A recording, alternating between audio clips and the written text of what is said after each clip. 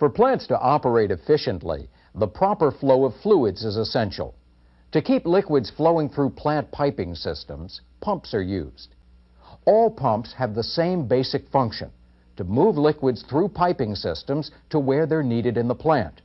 However, different types of pumps are used in plants, and they're identified in different ways. One way that a pump can be identified is by the liquid that it pumps. For example, this pump supplies feed water to a boiler, so it can be called a feed water pump or a boiler feed pump. A pump can also be identified by its specific function in a process. For example, this pump creates a vacuum in a process, so it can be called a vacuum pump. Another way that a pump can be identified is by its physical location. For example, these pumps are located at the point where liquid enters a process, so they can be called inlet pumps. Now, there are also other methods that can be used to identify pumps. For instance, some companies identify pumps using letter and number combinations on process flow charts. It's also possible to use more than one name for the same pump. For instance, a feed pump that's located on the north side of a plant may be called a north feed pump. That name is actually based on two methods of identification: function and physical location.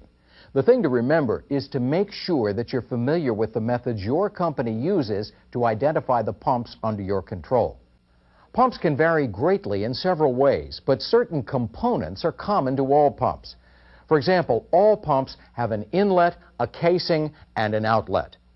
During operation, liquid enters the pump through the inlet, located here. This side of the pump is also called the suction side. The pressure of the liquid is lowest at this point. The purpose of the pump's casing is to contain the liquid inside the pump during operation. The casing houses all of the pump's internal parts.